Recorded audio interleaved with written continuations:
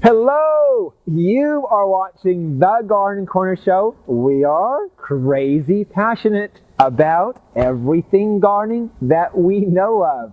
I am J-Dog John Karshaboom. I am out here with Mr. Dave. I'm out here with Adolfo and Adrian. We are unloading blueberries, just fresh in. And by the way, they might seem to be working slow, but it's because we've got 19 different varieties to sort through. So, forgive them. The 19 different varieties, and you know what? That's not even all of the varieties. We're carrying 19 varieties just because there's some favorites that we like. Now, when we're shopping for blueberries, and I want to get right into it, is that to give you some helpful hints, because on one hand, 19 varieties seems, wow, you can really get anything you want, right? But on the other hand, is that maybe it's kind of sort of overwhelming. So here's some tips to make shopping for blueberries easier. One is, now if you are very, very detailed about time, take a look at the tags on blueberries. There are early season, mid-season, and late season. Having said that, so if you really want to stretch out and have as many blueberries for the longest amount of time, do keep that in mind. Early, mid, late. Now, on the other hand, that in the Pacific Northwest, we're really talking about a week or two time difference. So it's really pretty compact overall, especially when you consider your entire life. So one is the timing of the blueberries. The other thing is to think about is what you want to do with your blueberries. Are you crazy about fresh eating? Do you want to use your blueberries for baking? Is it for cooking? Is it for jams and preserves? Is it for freezing? So all those different types of blueberries, all the different uses for blueberries, keep that in mind. So fresh eating. Now, blueberries in general have multiple uses. So oftentimes you'll see on the tag, let's say for instance, this one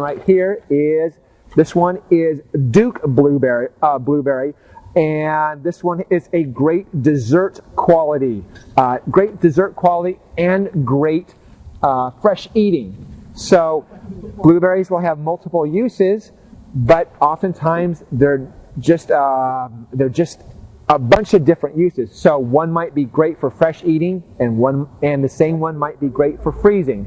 One might be freezing and preserves and baking and cooking. So keep that in mind of the use that you would like, and then pick that particular variety for that use.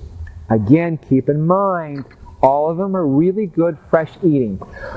Also, one other thing to keep in mind is the size of the shrub. And I've got actually one more thing besides that, but the size of the shrub. Now, you are in complete control on how big you want your blueberry bush to get.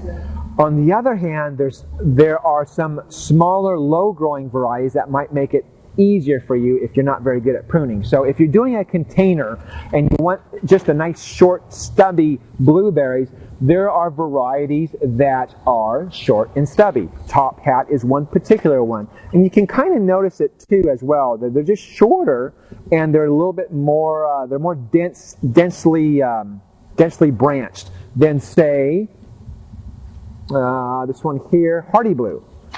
Actually, it's this one right here, which is a much taller variety. So keep the height in mind.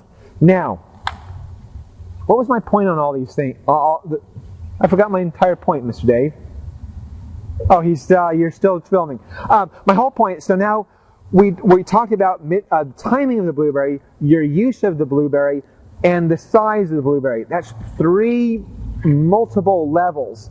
And I don't want you to get too overwhelmed. Really pick out what's most important to you and run with that. Now,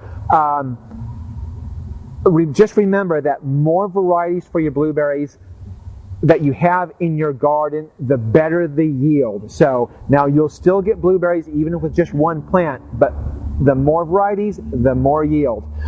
Just having said all of that now, I want to pick out a few varieties that I particularly like that I want you to know about if you don't have them.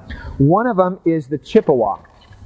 And the reason why I picked out the Chippewa is because this is a really dark blue blueberry. And it has a much more of a, I like to say, a wild blueberry taste. Having said that, blueberries are kind of like wine grapes. A lot of it depends on its growing conditions. So amount of sunshine, the nutrients in the soil, and the amount of watering. So you might buy a Chippewa blueberry and be completely disappointed because, well, the growing conditions weren't optimum. So anyway, keep in mind on that. Another one that I like to point out is the Darrow. This is a really neat one because it's a big plump raspberry, blueberry, big plump light blue blueberry, and it's also great for fresh eating. It has multiple uses: fresh eating, preserves, baking, and freezing. So kind of an all-around use on that. And the last one I want to tell you about is Toro. Toro is the one that you can actually use as a hedge. So think about a blueberry hedge if you want to. One that I haven't mentioned at all, it's brand new this year, is the pink lemonade. I'll have that at the show. It's the YGP show, of course, this weekend, Valentine's Day weekend. Great date night for you if you have a honey that is a gardener. Anything else, Mr. Day, for today? Okay, good to go. That's the show for the day. Here is the quote, lest you didn't get anything out of it at all. It is, "We need not think alike to love alike." Thank you, David Ferrer. That's the show. Hey guys, what you guys doing? You guys ready? 1, 2, 3. Vive la pasión. Vive la pasión. Viva la pasión. See me right out of the sunset on the color TV